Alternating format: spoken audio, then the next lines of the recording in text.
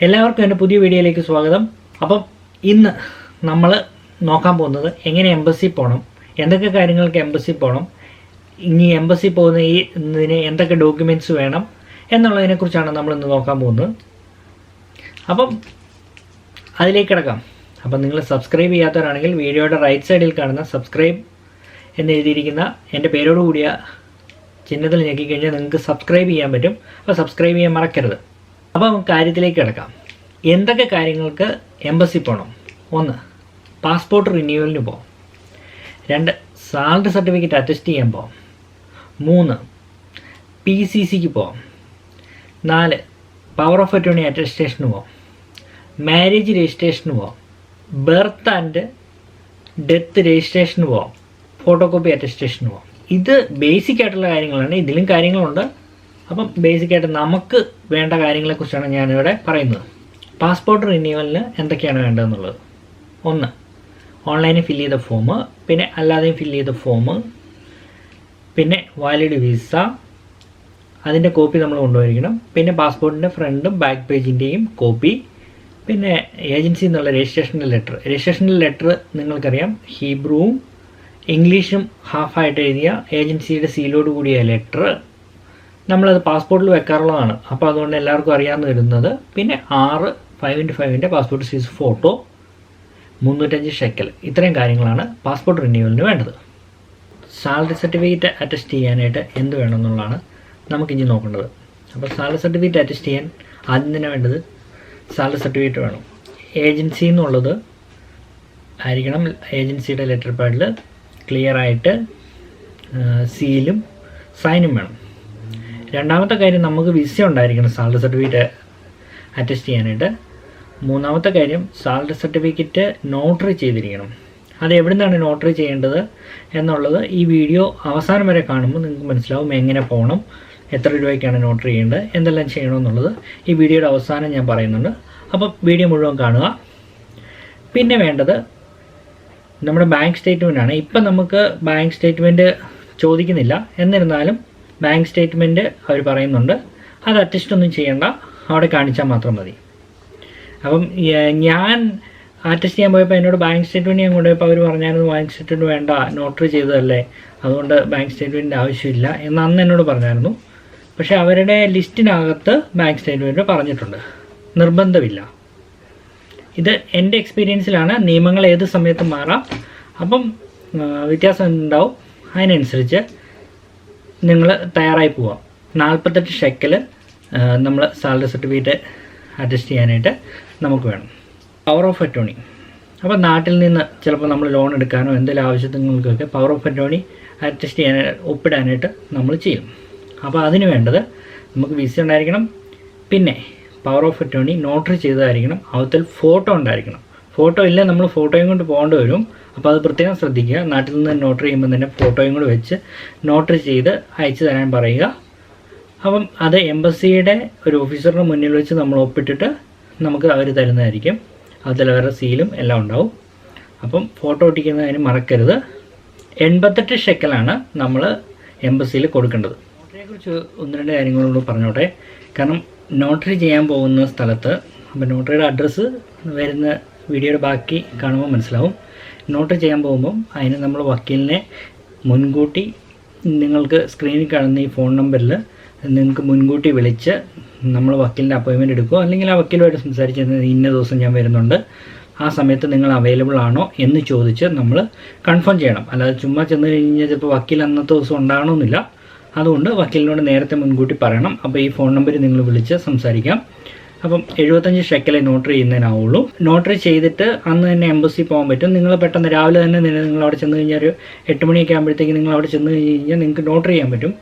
അന്നേരം തന്നെ 9 മണിയൊക്കെ ആകുമ്പോഴത്തേക്ക് 1 മണിക്കൂറിനുള്ളിൽ എല്ലാ പരിപാടിയും തീർന്ന് അവിടുന്ന് നടന്നു പോകാനുള്ള ദൂരമുള്ളൂ. നടന്നു പോകുന്നത് എങ്ങനെയാണെന്ന് വീഡിയോയുടെ ബാലൻസ് കാണുക, അപ്പോൾ നിങ്ങൾക്ക് മനസ്സിലാകും. അപ്പം നോട്ടറിയുടെ കാര്യവും നിങ്ങൾക്ക് മനസ്സിലായെന്ന് കരുതുന്നു. ഇതൊക്കെയാണ് മെയിനായിട്ടുള്ള കാര്യങ്ങൾ. അതായത് ബേസിക്കായിട്ട് നമ്മളെല്ലാവരും പോകുന്ന കാര്യങ്ങൾക്ക് വേണ്ടിയുള്ള ഇത്. പിന്നെ ബർത്ത് രജിസ്ട്രേഷന്, PCC ഇങ്ങനെയുള്ള കാര്യങ്ങളൊക്കെ നോർമൽ റെയറായിട്ട് പോകുന്നതുകൊണ്ട് ഞാൻ അതിനെക്കുറിച്ച് കൂടുതലായിട്ട് പറയുന്നില്ല. ഇതാണ് ബേസിക്കായിട്ട് ആൾക്കാർ ഏറ്റവും കൂടുതൽ പോകുന്ന ഈ 3 കാര്യത്തിനാണ്. അതുകൊണ്ടാണ് ഇത് പറയുന്നത്. ഇനി നമുക്ക് എങ്ങനെ എംബസി പോകാം, അല്ലെങ്കിൽ എങ്ങനെ നമ്മൾ തഹാന മർക്കസിൽ നിന്ന് ലെവൻസ്കിലുള്ള തഹാന മർക്കസിൽ നിന്ന് എങ്ങനെ എംബസിയിലോട്ട് പോകാം, അല്ലെങ്കിൽ എങ്ങനെ നമുക്ക് നോട്ടറിയുടെ അടുത്ത് പോയിട്ട് അവിടെ നിന്ന് എങ്ങനെ എംബസി പോകാം എന്നുള്ളത് നോക്കാം. ഇപ്പം ഇതൊരു ചെറിയൊരു അറ്റംപ്റ്റാണ്, കാരണം എനിക്ക് അവിടെ പോയി വീഡിയോ എടുക്കാൻ പറ്റത്തില്ലാത്തതുകൊണ്ട് ഞാൻ വേറൊരു രീതിയിലാണ് ഞാൻ നിങ്ങളെ കാണിക്കാൻ പോകുന്നത്. നിങ്ങൾക്ക് ഇഷ്ടപ്പെടുമെന്ന് എനിക്ക് തോന്നുന്നു. പിന്നെ ബസ് നമ്പർ പറയട്ടെ, 104, 204, ഈ 5, 4 ഈ ബസ്സുകളൊക്കെ അങ്ങോട്ട് പോകുന്നതാണ്. ഇന്ത്യൻ എംബസി അയർകോൺ 140 അങ്ങോട്ട് പോകാനുള്ള ഗൂഗിൾ മാപ്പിൻ്റെ ലിങ്ക് എൻ്റെ വീഡിയോയുടെ ഡിസ്ക്രിപ്ഷനിലുണ്ട്. അങ്ങോട്ട് പോകുന്ന ബസ്സുകൾ 104, 204, 4, 5. 4, 5 ഷെയർ റൂട്ട് കിട്ടും. 104, 204 ഇന്ത്യൻ ഷോപ്പിൻ്റെ വാതിക്കന്നാണ് നമ്മൾ കയറേണ്ടത്. നമ്മളുടെ തഹാനയ്ക്ക് അടുത്തുള്ള ജയ്ഹോ ഇന്ത്യൻ ഷോപ്പിൻ്റെ അടുത്തുള്ള ബസ് സ്റ്റോപ്പിൽ നിന്നാണ് കയറേണ്ടത്. താഴെ ലെവൻസ്കിയുടെ ബസ് സ്റ്റോപ്പിൽ നിന്നും കയറാം. ആൾക്കാർ ചോദിക്കും അവിടെ നിന്നും കയറിക്കൂടെ എന്ന് ചോദിക്കും. അപ്പം അവിടെ നിന്നും കയറാം. ഞാൻ എളുപ്പത്തിന് തഹാനയോട് ചേർന്ന് കിടക്കുന്ന ഏറ്റവും എളുപ്പമുള്ളത് ഇതാണല്ലോ എന്ന് ഓർത്താണ് ഞാനിത് പറഞ്ഞത്. ഇവിടെ നിന്ന് താഴോട്ടാണ് പോകുന്നത്, ലെവൻസ്കി പാർക്കിൻ്റെ ഡയറക്ഷനിലാണ് പോകുന്നത്. അപ്പം 104, 204 ഒക്കെയാണ് പോകുന്നതെന്നുണ്ടെങ്കിൽ ബെന്നഹൂദ സ്ട്രീറ്റിലാണ് നമ്മൾ പോയി ഇറങ്ങേണ്ടത്. ബെന്നഹൂദ 100 ഇന്ത്യൻ എംബസിയിലേക്ക് മാത്രം പോകേണ്ട ആൾക്കാർ ഇറങ്ങേണ്ടത്. അതേസമയം ബെന്നഹൂദ 74 നമ്മൾ നോട്ടറി അറ്റസ്റ്റ് ചെയ്യാനായിട്ട്. അപ്പം നമ്മൾ തഹാനയിൽ നിന്ന് വണ്ടി കയറിയ നിങ്ങൾ ബെന്നഹൂദ 100 നമ്പറിൽ വന്ന് ഇറങ്ങണം. 100 നമ്പർ ബസ് സ്റ്റോപ്പിൽ വന്ന് ഇറങ്ങിയിട്ട് നമ്മൾ ജസ്റ്റ് പുറകോട്ട് കിടക്കണം. അതായത് ബസ് ഇറങ്ങിയിട്ട് പുറകോട്ട് കിടക്കുക. എന്നിട്ട് നേരെ ഓപ്പോസിറ്റ് സൈഡിലേക്ക് ക്രോസ് ചെയ്യുക. സിഗ്നലുണ്ട്, സിഗ്നൽ നോക്കി ക്ലോസ് ചെയ്യണം, ബാങ്ക് ലൂമിയുടെ സൈഡിലേക്ക്. എന്നിട്ട് ആ ക്രോസ് ചെയ്ത് കാണുന്ന സ്ട്രെയിറ്റ് അങ്ങ് നടന്നാൽ മതി. സ്ട്രെയിറ്റ് നമ്മൾ കടലിന് അഭിമുഖമായിട്ടാണ് നടക്കുന്നത്. അങ്ങനെ മുന്നോട്ട് നടന്ന്, അതായത് ആ റോഡ് തീരുന്നിടം വരെ, ആ റോഡ് ലാസ്റ്റ് കണ്ടോ ഇടത്തോട്ടും വലത്തോട്ടുമാണ് തിരിയുന്നത്, അവിടം വരെ നമ്മൾ പോകണം. അവിടെ നിന്ന് വീണ്ടും റൈറ്റ് സൈഡിലേക്ക്, വലത് സൈഡിലേക്ക് നമ്മൾ ടേൺ ചെയ്ത് കഴിഞ്ഞ് ഒരു ഇത്തിരി മുന്നോട്ട് നടന്നു കഴിഞ്ഞാൽ നമ്മുടെ ഇന്ത്യൻ എംബസി കാണാം. ഇതാണ് അയർകോൺ സ്ട്രീറ്റ് 140. അപ്പം നോട്ടറി ചെയ്യാൻ പോകേണ്ട ആൾക്കാർ ബെന്നഹൂദ 74 വന്നിറങ്ങുക. ബസ് സ്റ്റോപ്പിൽ ഇറങ്ങിയിട്ട് 74 നിങ്ങൾ വന്ന് ഇറങ്ങുന്നത് തന്നെ. അതിൽ നിന്ന് ജസ്റ്റ് ഇച്ചിരി കൂടെ പുറകോട്ട് നടന്നു കഴിയുമ്പോൾ വീണ്ടും ആ ബിൽഡിങ്ങിൽ തന്നെ 2 74 ഇറങ്ങിയിട്ടുണ്ട്, ഒന്ന് പുറകു സൈഡിലും. അപ്പം നിങ്ങൾ അവിടെ പുറകിലത്തെ 74 മുകളിലോട്ട് കയറിയാൽ മതി, ഫസ്റ്റ് ഫ്ലോറിലാണ്. പിന്നെ അവിടുന്ന് നമ്മൾ എംബസി പോകാനായിട്ട് അതേ വഴി തന്നെ വന്ന് ബസ് സ്റ്റോപ്പ് കഴിഞ്ഞ് മുന്നോട്ട് പോയിട്ട് സിഗ്നലിൻ്റെ അവിടുന്ന് വീണ്ടും ലെഫ്റ്റ് തിരിയുക. എന്നിട്ട് നേരെ സ്ട്രെയിറ്റ് നടക്കുക. സ്ട്രെയിറ്റ് നടന്ന്, അതായത് ഞാൻ മുമ്പ് പറഞ്ഞ കടലിന് അഭിമുഖമായിട്ട് തന്നെ നടക്കണം. നടന്നു കഴിയുമ്പോഴത്തേക്ക് ഈ റോഡും വീണ്ടും അയർകോൺ റോഡിൽ തന്നെ വന്ന് ചേരും. അയർകോൺ റോഡിലോട്ട് വന്ന് ചേരുന്നിടത്തു നിന്ന് റൈറ്റ് തിരിയുക. നമ്മൾ ജസ്റ്റ് റൈറ്റ് തിരിഞ്ഞ് വീണ്ടും സ്ട്രെയിറ്റ് നേരെ വെച്ച് പിടിച്ചാൽ മതി എന്ന് പറയത്തില്ലേ, എന്ന് പറയുന്നത് നേരെ വെച്ച് പിടിപ്പിക്കുക. നമ്മുടെ വലത് സൈഡിൽ എംബസി കാണുന്നിടം വരെ വെച്ച് പിടിപ്പിക്കുക. അപ്പം നമ്മൾ മുമ്പേ കാണിച്ച പോലെ അയർകോൺ സ്ട്രീറ്റിലേക്ക് വരുന്ന മറ്റേ നമ്മൾ ആദ്യം പറഞ്ഞ വഴി കാണാം. അത് കഴിഞ്ഞ് കഴിയുമ്പോഴത്തേക്ക് നമ്മുടെ ഇന്ത്യൻ എംബസി തലയെടുപ്പോടുകൂടി ഇന്ത്യൻ പതാകയും പറപ്പിച്ച് കടലിൻ്റെ തീരത്ത് കാണാം.